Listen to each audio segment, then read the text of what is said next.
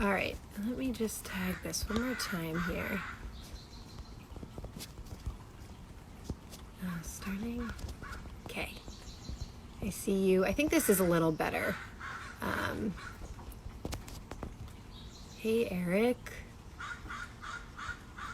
All right. Let's see. All right. That's pinned, and then we'll see Emily here. Okay. Okay.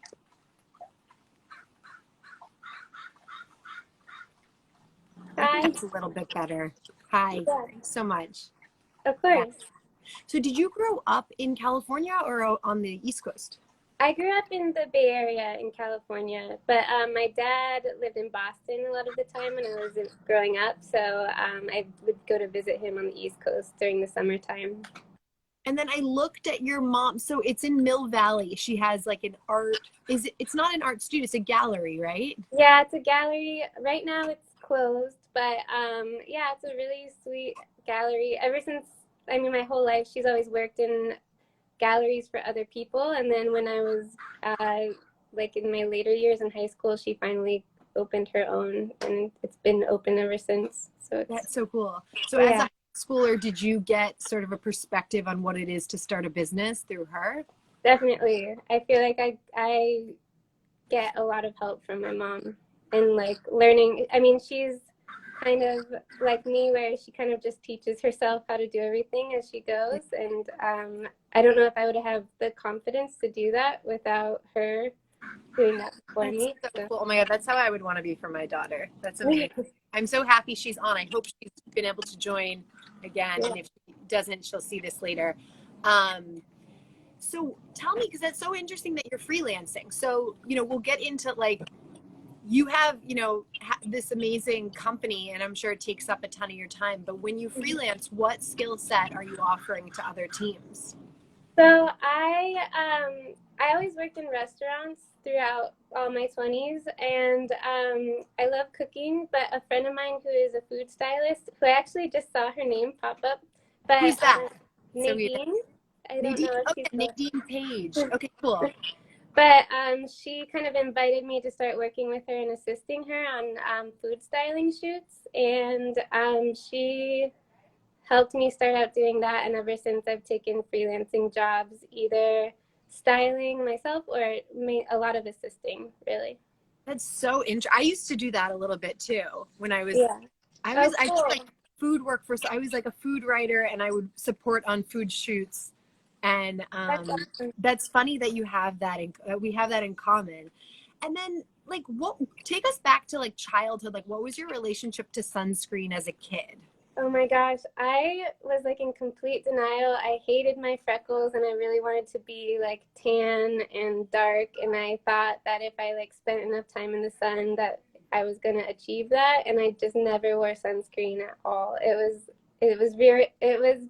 bad. And I You mean, get and it was, yeah, I would get burned or I would get tan, but it was like after spending so much time in the sun that I think I was probably really damaging my skin at that yeah, time. I Yeah. remember that. I mean, what has happened since then? Like, I have the idea that now young women growing up would be told, like, you really can't go into the sun and spend Yeah. days without sunscreen. Do you feel like something happened that, like, the awareness got higher? I think I honestly think it was like a vanity thing where people realized that the sun was causing wrinkles, and I think people really like started to catch on that the sun was causing like aging, and I think people were like weighing the aging aspect over the tanning aspect at a certain point, and I think things like spray tan and other ways to look tan were becoming more popular. But Yeah. yeah. Have you But I played mean, around with that at all? Have you done like spray tanning or anything? no, I think I actually am lucky. I mean, thankfully, eventually I started to appreciate and like my freckles. Yeah. Um, but I think my problem was also that I really loved being in the sun, like the feeling of it. And I think that was the harder part for me, was not giving up the tan, but more like needing to be sure to be careful when I'm in the sun. Yeah. So let's go to that summer when you're in Rockaway and you're Mhm. like, were you like fresh out of college or? No, I was 26, and it was in 2015, and I had been living in the Bay Area most of my life, and my friend was living out in Rockaway, and she had like this really cool setup where she had a yard with a garden, and she was working on the boardwalk, and it looked like so much fun. So I decided to come out and visit her for a summer, and I was able to get little jobs to support myself. And it doesn't really happen anymore, but in the marina on 59th Street, you used to be able to kind of rent out these little like motorboats, and I like gutted one out and kind of built out a little living space in it, and that's where I lived. So Oh, yeah, amazing. So you set up shop like in a rented boat. So you didn't have to yeah, buy it. You were able to rent no, it, get a no, home. yeah. It was a very temporary thing, but Yeah. I I put in the energy to like make it my own little space, and then at the end of the summer, I just left it. So Yeah.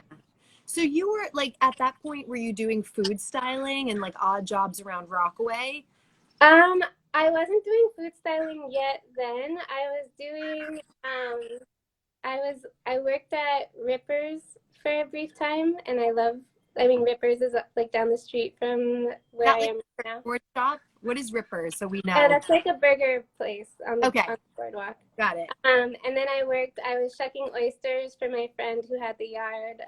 And then I also was assisting Camille Becerra, who's a chef out here. She did a little pop up, and I was kind of helping her out. And then I helped her do like traveling jobs too. And she was a chef, so I was helping her.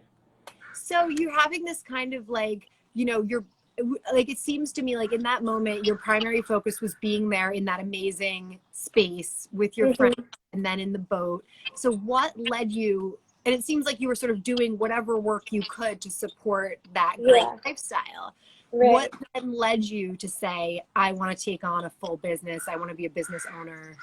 Um, I was getting so frustrated with I was shopping for sunscreens all the time and I wanted so badly to find one that I really liked, and I couldn't find anything. And if it wasn't the active ingredient, the base ingredients I didn't like, and it most of the stuff was wrapped in a lot of plastic, and I just felt by the end of the summer I just felt like so frustrated to the point where I really wanted to figure out how to make my own, because I felt like what I wanted was actually really simple, and I didn't really understand why it didn't exist yet. And then I think in my research I started to understand why it didn't exist yet, because it's pretty, I mean, you need to get the dispersion right, and I ended up spending years kind of like studying lab studies and reading about like what I needed in order to achieve that dispersion of the zinc oxide and testing batches. And now I understand more why there aren't a ton of sunscreen brands. Got it, got it. And then so like what kind of skin products were you using otherwise? Like were you happy with your face wash, and like who gave you that training? Like how did you know that you weren't finding what you wanted? How did you know what you wanted? I think I've always been kind of, I guess, growing up in Marin, where like organic food is kind of um, a common thing and like something that a lot of people in California care about. I think that was always on my radar. And for skincare products, I always used like natural things, like things with ingredients that I could recognize and kind of that I felt like I could trust. Yeah. So Well, this is maybe a good time to just tell you how I encountered you, which was I was interviewing Athena, who owns yeah, Monastery. And I asked what her favorite sunscreen product was, and she said Zoka. And that's yeah, when I started to check you out. And I like when I look at the ingredients that you have, it doesn't surprise me why she's so happy with the product. Like you have that was so nice. rose hip oil and raspberry seed oil. So can you take us into some of the ingredients that are in your sunscreen? Yeah, sure. For the base ingredients, I use mostly jojoba oil, and I really like jojoba oil because it absorbs well. absorbs easily into skin, and it's not going to clog your pores as much as some of the heavier oils. So it makes it so it's nicer to use on your face. There's a smaller amount of avocado oil. I really like avocado oil because it's also really good for your skin, but it also has it has like a protective quality. I don't want to say it has SPF because I don't like to say oils have SPF because I feel like that's a dangerous thing to say. But I I I loved the avocado oil because it's just super nutrient rich. So And I'm going to pause you there just one second because I'm wondering, like, do you in your own home space, do you have like bottles of avocado oil and jojoba oil, and are you using them in any other way? Here. I like I'll use oils straight on my skin and just like rub them in to moisturize. I sometimes have used avocado oil to cook with, but not as often. But I definitely use like I'll use my own products all the time at home, and the raw ingredients I like to use as they are as well. And your sunscreens, like, we'll go back into ingredients, but like your sunscreens are good for face and body. Yes. Yeah. And that's so important and so great because so often you get like a body specific sunscreen and you feel sort of confused as to whether you can put it on your face, right? Right.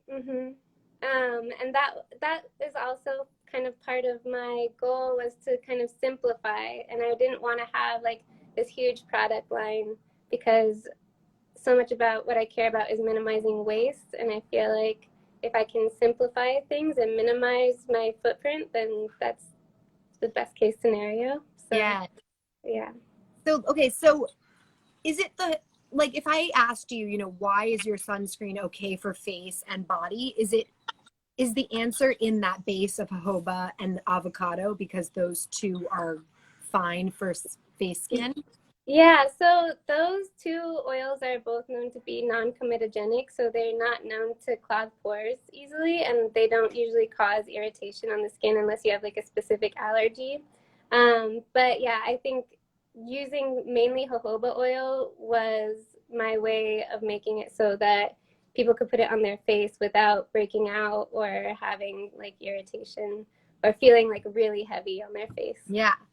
And then, so these are like, this is the list of non-actives, right? Because the active ingredient is non-nanoparticle uncoated zinc oxide. Yes. That's the one active ingredient, right? Right. Let's go into that for a second. What does that mean? Non-nanoparticle uncoated zinc oxide. So non-nanoparticle means that the particles of zinc oxide in the lotion are more than 100 nanometers in a dimension. Okay. And that makes it so nanoparticles are so small that it's not really clear whether or not they can actually enter our bodies through our skin. And then also with the reef safe aspect, coral reefs have a symbiotic relationship with photosynthetic algae.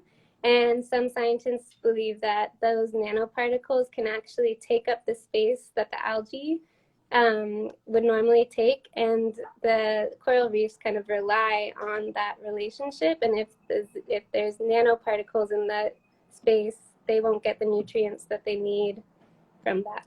So normally, like in a healthy ocean environment, the algae sticks to the coral reef and they have a symbiotic relationship. But if we have nanoparticles sticking in the spot where the algae would have been, then they can't feed off each other. Yeah, so the algae lives in the tissue of the coral reef. Okay. It's really cool. Amazing. And so we don't want them to, so non-nanoparticle means they're wider than 100 units in dimension. Right. And so they're not small enough to occupy that space on the coral reef. Right. And also there's no question with non-nanoparticle, we know that it's just going to lay on top of our skin rather than pose the possibility of being absorbed into our skin. Okay, and then what is the uncoated component? So uncoated, it's funny because that isn't such an issue with non-nano zinc, but with with titanium dioxide often has a coating that because titanium dioxide can be dangerous for our bodies if it is uncoated.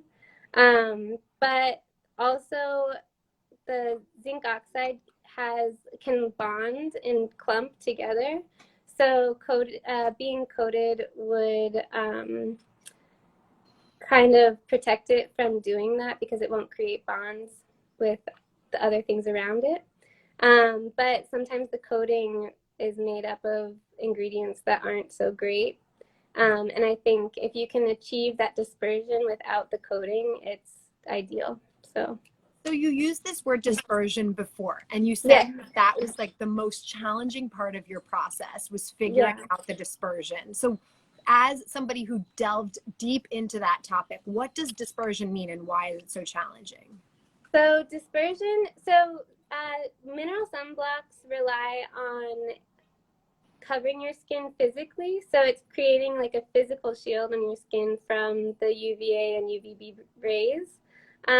So you want to make sure that within the lotion, the dispersion is correct so that you're not creating these kind of gaps where the sun is kind of almost focusing on your skin.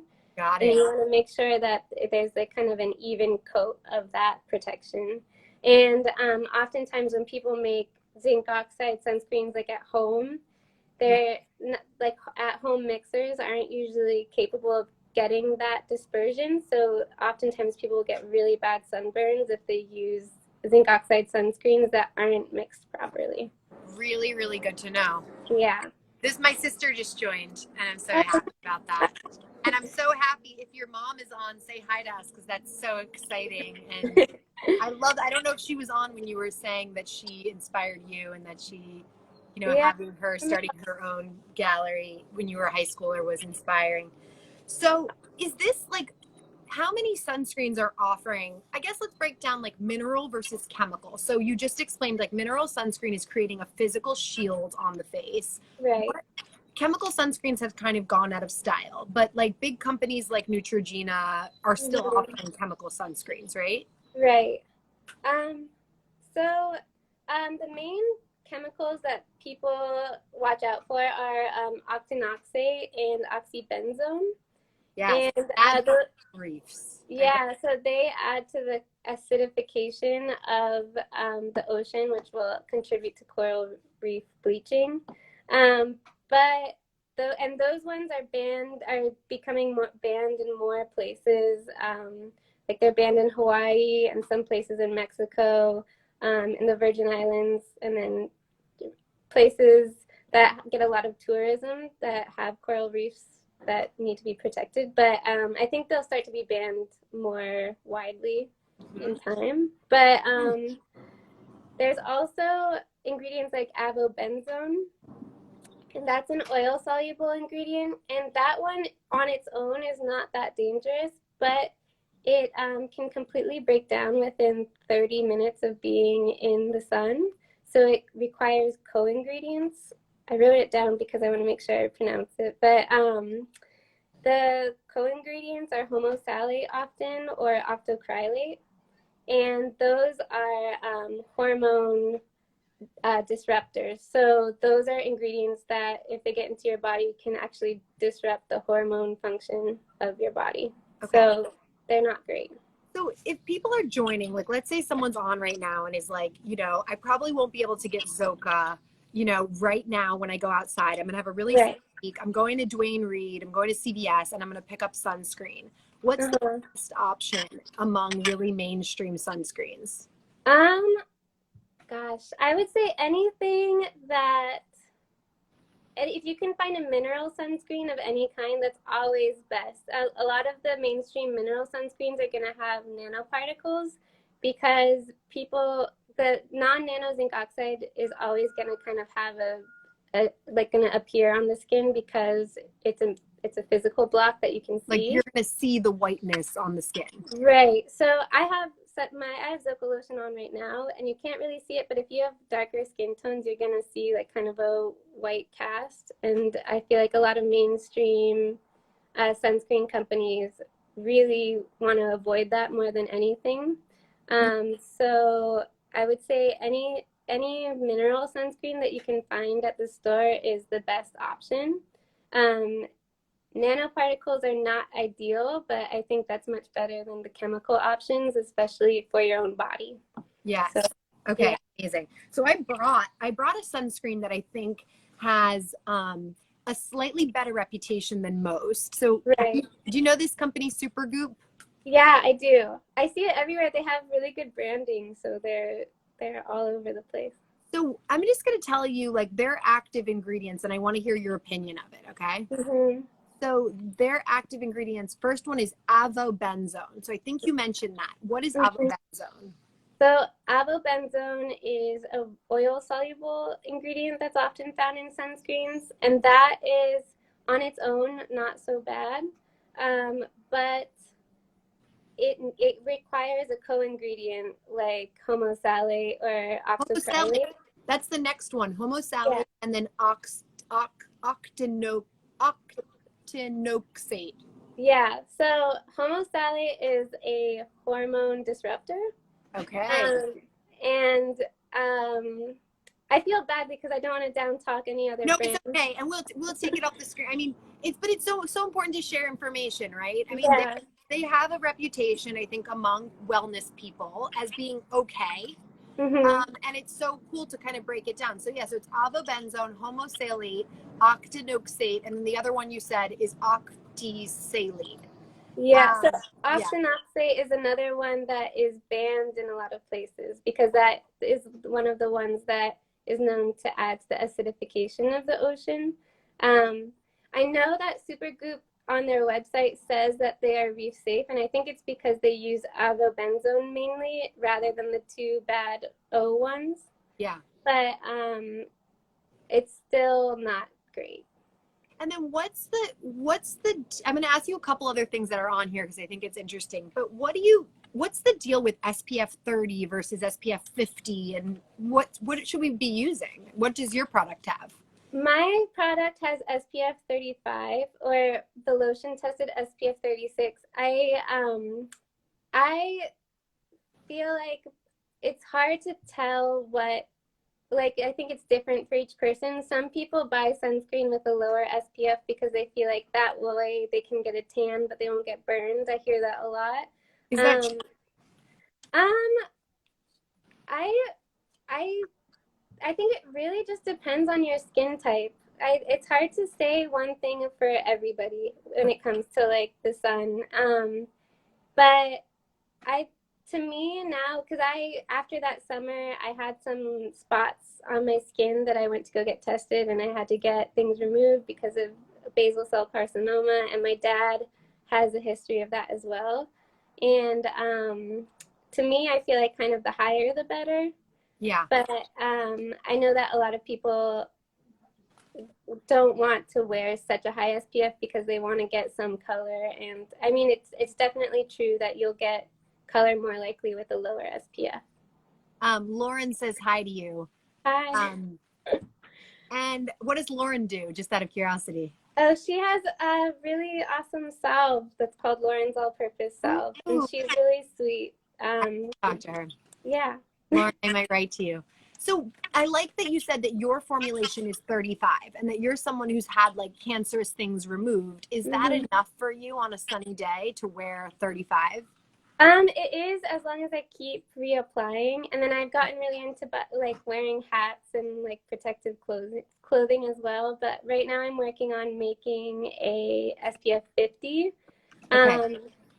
I don't feel comfortable selling anything until everything is tested. There's a lot of companies that I think that sell with the confidence that it works because the testing is really expensive. But personally, I just feel like I have to get testing done before I do anything. So that needs to be tested before I can put it out. And how often do you reapply? Like with a sunscreen like Zoka, how often should we be putting it on our faces on a sunny day? I would say at least every 2 hours. I think it's important to put sunscreen on before you go out in the sun, just like to start, like 15 minutes. And definitely reapply if you go in the water or if you're sweating a lot or you're like wiping yourself off with a towel. I think it's always better to be safe than sorry, I think. Yes. So Yeah. let's go back into your ingredients. So jojoba and avocado. So we have the non-nanoparticle uncoated zinc oxide. That's your active. What do you call jojoba and avocado? Is that like your base, or what's the term for that? So those are base ingredients. So anything that is not an active ingredient, I call base ingredients. Okay. So yeah. The next one I see here is borage oil. Is that how you pronounce it? Borage, yeah, borage seed. So that's really good for your skin because it has gamma-linoleic acids in it, which are just really really good for your skin and kind of help with antioxidants. But does it say that on my sunscreen bottle? No, I think it's just of the ingredients that you use. Like your website just has like all your ingredients. So is that on a salve? Yeah, so that's in a salve. I don't usually use that in the sunscreen just because with the sunscreen I try to simplify the base ingredients. I like the sunscreen to be as accessible as possible, so I want it to try to keep it kind of affordable if I can. Because borage oil is a little more expensive. Yeah, and I just like to use that specifically for salves because it kind of adds to the moisturizing. Yeah. Factor of it. Why is salve important? How should we be using salve? It's funny that Lauren is watching me while I say this. Salve is, I see it as an oil-based kind of lotion. It's great because it's protective for your skin, but it doesn't have, or at least in my case, it doesn't have any water. So I feel like the best way to apply a salve is if, like, right when you get out of the shower is really good because it helps kind of, your skin can absorb it better because your pores are open and the moisture kind of helps absorb the nutrients in it. I don't have any products that have water in them just because that kind of complicates a lot of things because you need to be sure that it's stable and that you have to have like more preservatives and things with skincare that has water in it. Yes. So I started making my own salve about a month ago, and what I'm doing is I'm heating up olive oil, and then I'm putting beeswax pellets, and then a little bit of coconut oil. So I want Lauren's opinion on that, and I'm sort of avoiding my face with that formula, but sometimes I end up putting it on. But this leads me to my next question, which is like you very specifically mark that you use organic, non-GMO beeswax. And I've started playing around with beeswax, so I'd love to hear why that's important to do organic. Hold on, I feel like someone's about to walk in. Okay. And I just want to make sure that. Yeah, go check. Hold on. Ooh. With beeswax, I mean, I love bees so much, and I just think that the products that come from bees are so awesome. But I think it's really important where you get bee products from because you don't want to kind of have beekeepers that are not kind of respecting the bee populations. Like bees can have big die-offs if their queen dies or if they're unhappy. So I like to make sure that where we get beeswax from is a farm that I like, or that. Do you have recommendations of where people can buy beeswax if we're not like a big company? I mean, I feel like most local honey farms have a lot of beeswax as byproducts. So I would say wherever you're at, just look up your local honey farm, and you can usually buy blocks of wax from a lot of those people. And I feel like that's the best way to go. Oh my gosh, that's so okay. So let's keep going. So shea butter and vitamin E, which you specify is sunflower derived. So let's talk about vitamin E. Where else does vitamin E come from? A lot of vitamin E comes from soy, which so soy is often a genetically modified organism, but they do have soy or vitamin E that is non-GMO, that is soy derived. But I like to use the sunflower seed vitamin E just because it's more likely to you can get it domestically, and then also I just feel better about it. Vitamin E, my first experience with vitamin E, I don't know if my sister's still on, but she had like a keloid on her elbow. And I remember she would, no, she's not, but she would do, my friend Ezekiel's on, who knows her really well. And she would put it on as like a little kid. We'd break the capsules for her so that it would heal up the skin once she got something removed. Mm-hmm. Is that how you think of vitamin E, like very healing and reparative? Yeah, well, vitamin E, I use vitamin E is great as kind of a preservative if you don't want to use other preservatives, because it has a lot of antioxidant properties that keep the product from oxidating. Got it. And that is also why it's really great on like wounds, because it has antioxidative properties. Amazing. So could we use vitamin E in products that we make at home to make them last longer? Yeah, I feel like nervous saying that because I don't want to put you in a position where you're putting something that's like rancid on your body. But yeah, vitamin E is really great for extending the life of your oils. Yeah. While we're on the topic of vitamins, like for instance, like vitamin C has gotten like a lot of airtime, and maybe, you know, it's a very lasting ingredient in skincare. Is that something that ever belongs in sunscreen? Like I've been told, like, don't apply vitamin C serum if you're about to go in the sun because it'll trap the sun. So things like citrus derived things, or like vitamin C, often are phototoxic. So in the sun, they can actually cause more sun damage if it's on your skin. Okay, cool.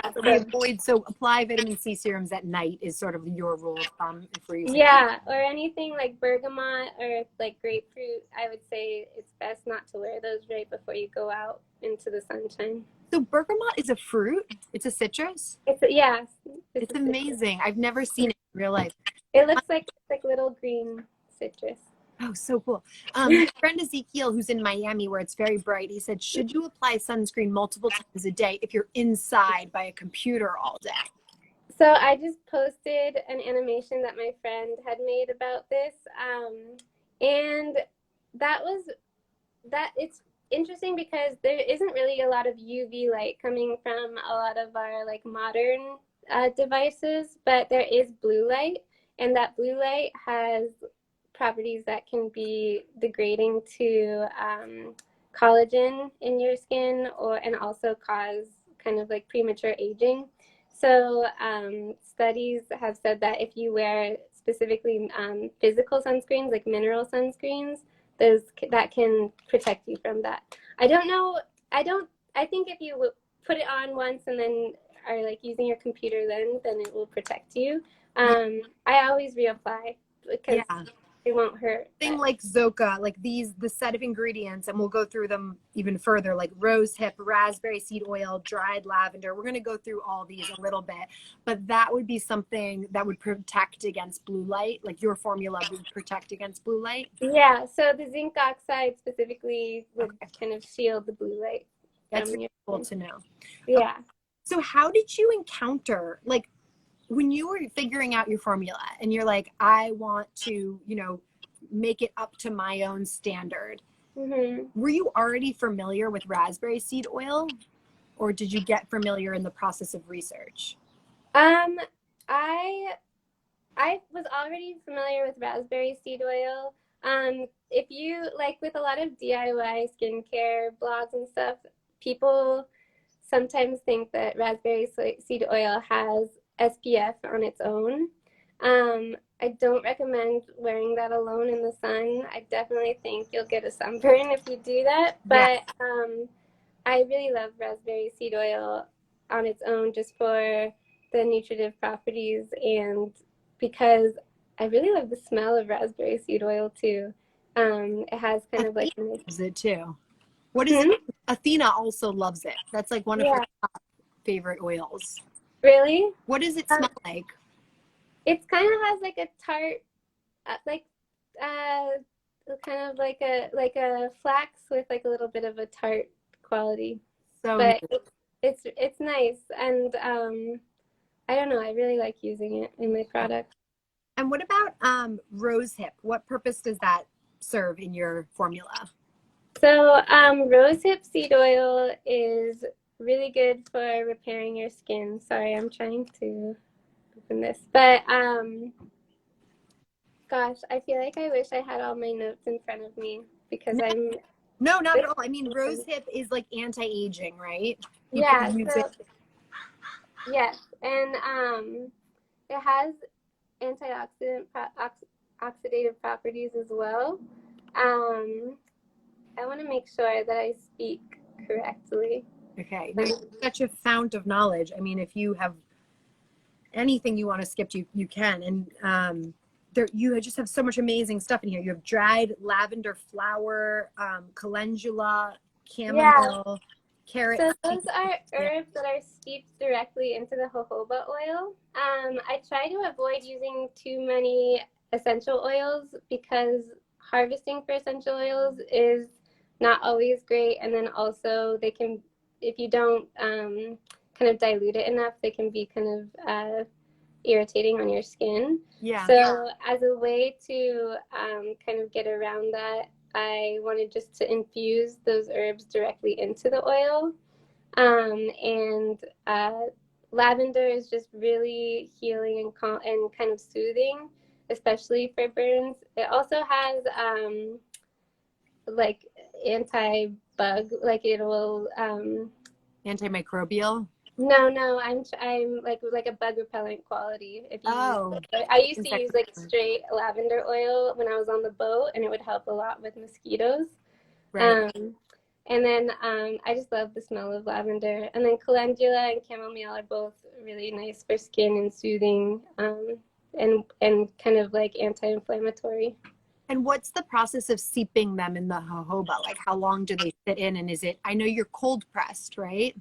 Yeah, so I don't like to heat up the oils very much at all. And so a lot of people when they infuse herbs into oils will kind of warm them up, but instead of doing that, I like to keep the oils steeping in the, or keeping the herbs steeping in the oils for a few weeks before I use them. Yeah. And just over time, it'll kind of infuse into the oil naturally.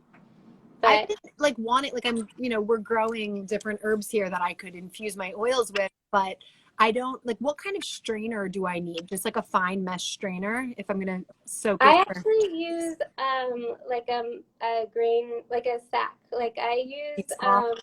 like well I have to make sure they're very clean and everything is sterile, but I use like a muslin bag that kind of lives in the like stainless steel vat that I use, and then I kind of pour the oil through that with the herbs blended in. And Ezekiel asks, I have strong under eye circles and I read that some of the dark color could be a sensitivity to the sun. Is it okay to apply your sunscreen to the under eye area? Yeah, I don't think, I mean, I put my sunscreen everywhere and I never had any issues. Even with the salve, I feel like I don't use, like salve specifically, I'll use it like right here under my eyes a lot. And I feel like it's helped a lot. But with the sunscreen, I don't think there should be any problem with putting it like right underneath. And then I wanted to ask you about carrot seed. How did you decide to put that in your formula? So carrot seed is really good for your skin. I use carrot seed or cold pressed carrot seed oil. Um, so it stimulates cell renewal. It stimulates the sweat and sebaceous glands, and then it kind of helps to like tighten and kind of moisturize the skin as well. But it helps to repair damaged skin. Sounds good. What I love is that you like sunscreen, kind of like foundation or other products within like the makeup category. You just don't expect them to be nutrient dense, and that's something I really love about what you're doing. Is like you've made a nutrient rich sunscreen where it's like the idea is that your skin could actually be improved by using it. Because I think most of us grew up just thinking sunscreen is something you have to put on. If you put it on, it's just either going to break you out or best case scenario, it will do nothing. So do you feel your sunscreen is in and of itself like a skincare product that makes your skin better? That was kind of what like my feeling was when I was having such a hard time finding sunscreens, is I was thinking this is essentially like a lotion, so why wouldn't we make it with base ingredients that were good for us the same way that we would use like a moisturizing lotion? And to me it just like didn't make sense that that wasn't easy to find, and so that was definitely a consideration when I was making Zoca lotion. The carrot seed oil, I was also going to say, helps with like discoloration or sunspots on your skin. Nice. Yeah. And then the last two ingredients that I was so interested in were juniper berry and geranium. How did you encounter those and decide to put them in your formula? So those were used in the salves that I made originally. Juniper berry I liked because juniper berry kind of stimulates circulation. And I use it for the cold day salve because if you use it on your hands, it will kind of help get your blood flowing and help warm up the areas that you're putting it on. Yeah. And circulation is just a great way to get yourself warmed up. But with geranium, I want it for the sun soothing salve. Cooling property of peppermint is really nice, but I also wanted to add kind of the healing property of the geranium just to add also to the scent, because peppermint on its own can be like a little intense, and I wanted to make it a little bit nicer by adding the geranium oil. Is there some relationship between geranium and peppermint? Gosh, I don't know specifically. You were just including peppermint was one of your ingredients in your original Right. formula, and you wanted to counteract it with geranium, which would be more soothing.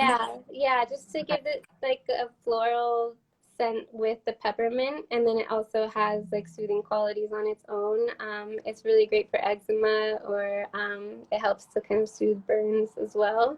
But also I wanted to kind of I wanted to not have just the straight scent of the peppermint alone. What's the feedback you most often get when people try your sunscreen, like at trade fairs or shows or in your? The most often, people often, I have friends that tell me that they put it specifically under their nose because they like to smell it. I have one, which is really funny. I have one friend that puts it under her nose at night because she feels like the lavender aspect helps her fall asleep. So people generally kind of comment on the way that it smells. With the lotion, it is milled in a ceramic mill. With non-nano zinc oxide, it can often make it so that sunscreens with that ingredient are kind of thick and chalky, and I think the ceramic mill really helps to make it spreadable and smooth. And people usually comment on that they're surprised that a non-nano zinc oxide sunscreen would be so spreadable. But Awesome. that's one of my goals. Amazing. And I love that you've kept the ocean so much in mind with everything that you're doing and your packaging and all that. So what's the current state of the ocean? That's kind of a depressing topic. I feel like there's so much plastic and pollution in our oceans right now. With global warming, the ocean is getting very warm very quickly, which is causing a lot of the life in the ocean to die off. And a lot of those, like for coral reefs, coral reef has symbiotic relationships with so many other animals that if the coral reefs die, those other animals will also die. So I also I like to stay positive. So I feel like there are a lot of people that are doing a lot of cool things, and there's a lot of plastic cleanup efforts, and there's things like Mission Blue that is creating hope spots that are like protected areas. That is really awesome. But I think there's so much inspiration to take from the ocean. Yeah.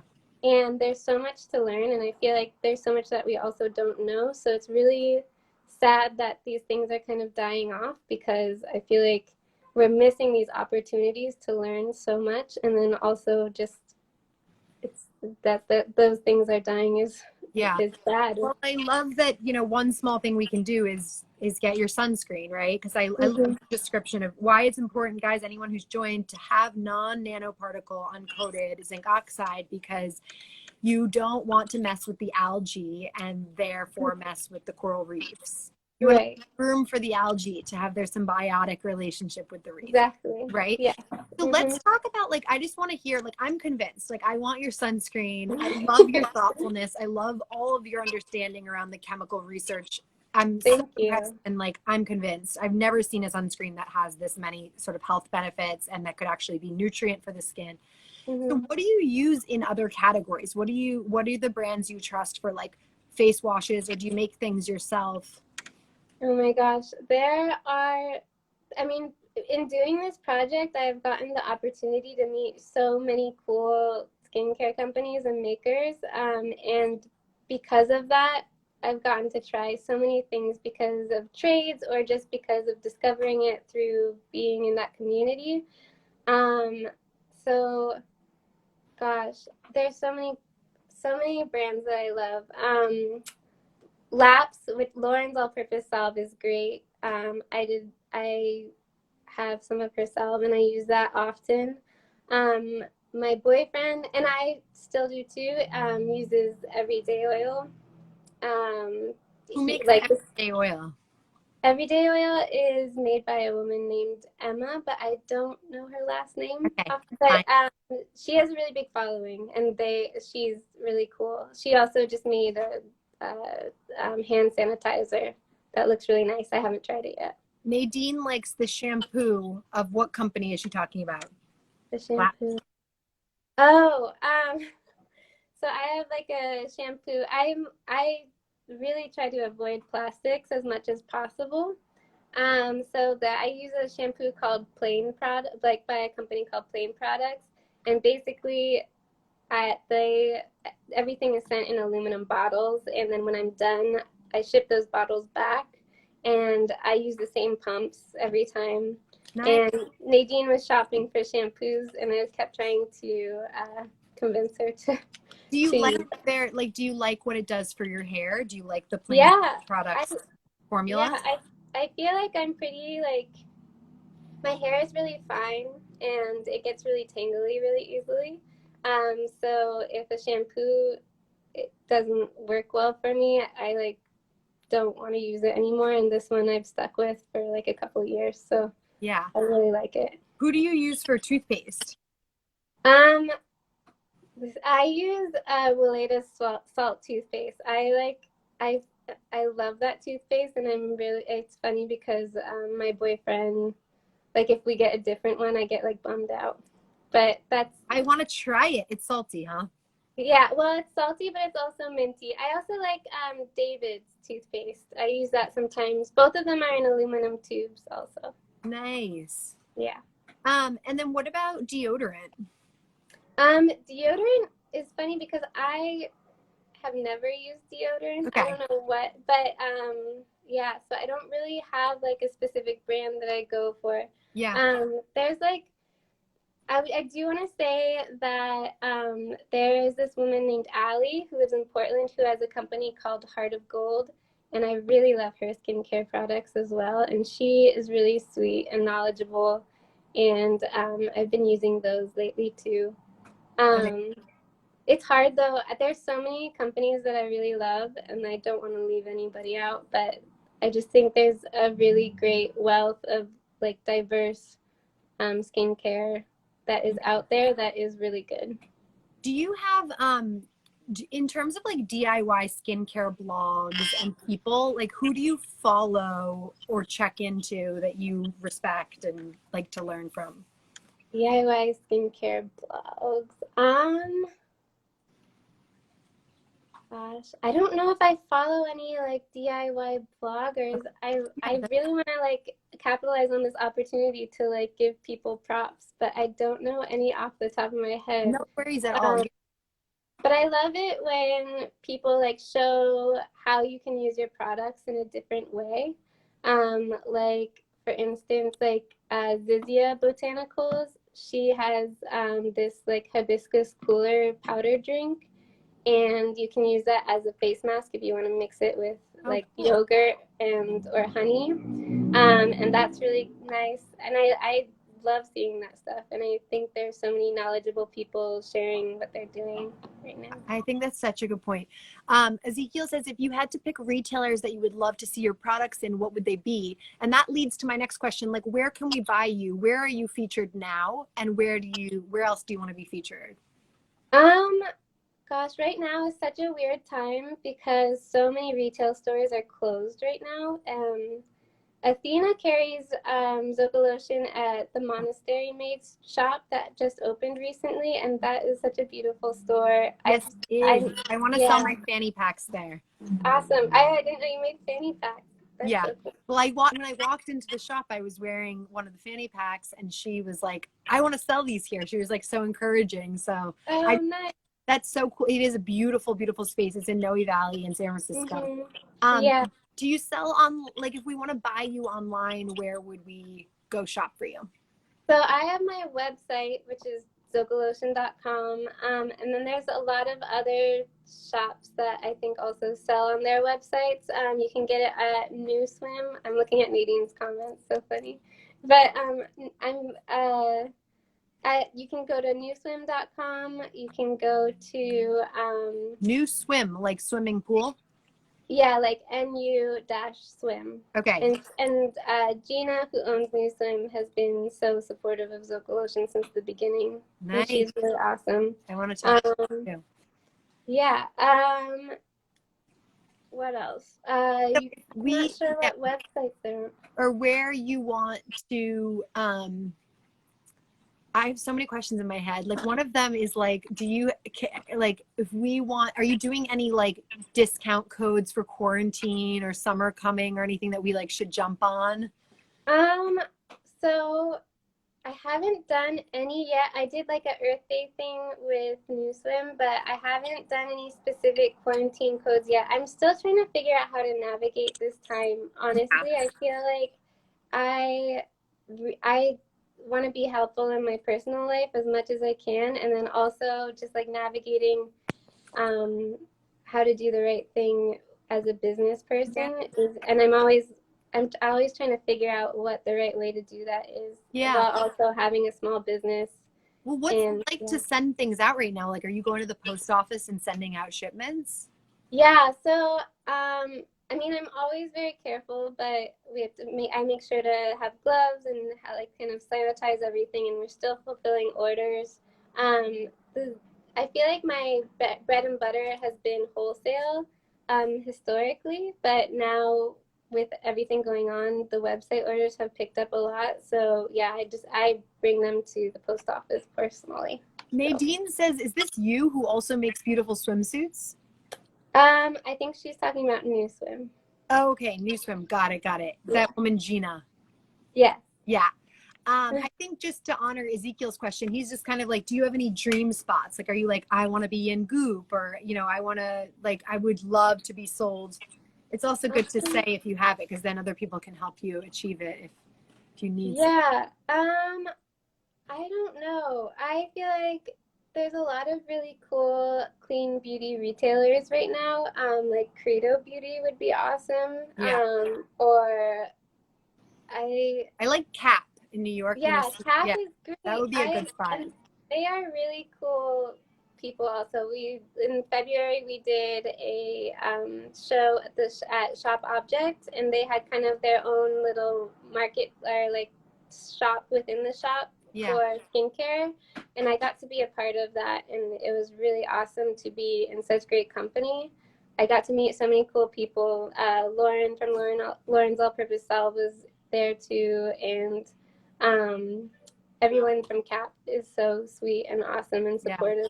Yeah. I love, there's one of the two founders, the blonde woman, has been doing Carrie Lynn. Yeah, I really like the way she conducts herself in her interviews. It's very, I really learn a lot. She's a great listener. Yeah. She was so sweet, and just getting to talk with her about like packaging and I feel like she's really great at curating people, and she has such great taste. So Yeah. That's what I wanted to ask you sort of as my last question. Like, are you in a final state with packaging, or are you always curious to redo it, or? no, well, so I just updated our tube. So now they are made with 40% post-industrial recycled aluminum, Nice. and which is great. But I'm always looking for the better options. There's this amazing woman who I want, like, if you're willing to just DM her, I feel like the two of you should get on the phone. She runs a company in Australia, and she does eco packaging. Oh, And cool. Yeah. Ruland Design. She's amazing, and I might just connect you two so you can talk, because the packaging she has is like right up your alley, and it's just she has some of the same ethics as you. And I mean, yeah, even on my website, I say if you guys have any suggestions for better packaging, I'm all ears. I just want to know like how to make it the best it can be, because I don't want to do anything that is harmful. And right now, I love the aluminum tubes because they're 100% recyclable, but I wish they were 100% recycled, like made of recycled material, and I'm not there yet. And then also, I would love to find an alternative to the plastic caps. Also, the threading on the tubes now has a plastic cap on it on the new one, because that makes it compatible with the sunscreen itself. And I just would love to find ways to avoid plastic in any way, or somehow get like specially made product, or like caps and threading that are made out of 100% recycled plastic. I think Suzanne is a perfect person to talk to. Cool. She's amazing, and she does all that. She does like custom eco packaging, and she's like a surfer, and she did the branding actually for like Starbucks and Jamba Juice, and then like she wanted to do something entirely eco, and so she's like she makes packaging out of like seaweed, and but it's all very like well designed. And I definitely feel like part of my goal is to be adaptable. I don't want to feel like, oh, this is what I'm doing and I'm set this way. I always want to be like open to innovation. I know there's things like SPF ingredients that are being researched that are made of like mushroom byproduct that I'm really interested in. And there's algae that's being studied that might be able to be used as SPF ingredients. And I don't know. I just feel like I'm always open to learning more and kind of evolving my products in any way that's like honestly the best that it can be. Yay. So, you're going to be such a long-term business owner. You're just amazing to see. And if there's one of your products that we should go off and buy, what's like your bread and butter? Like get one and you're kind of good. I would say that definitely the top seller is the sunscreen. Right now the top seller is the sunscreen stick, which is in the little paperboard compostable stick, and that one is 40 minutes water resistant. It's super easy to put on, and it's really easy to just like throw in your bag.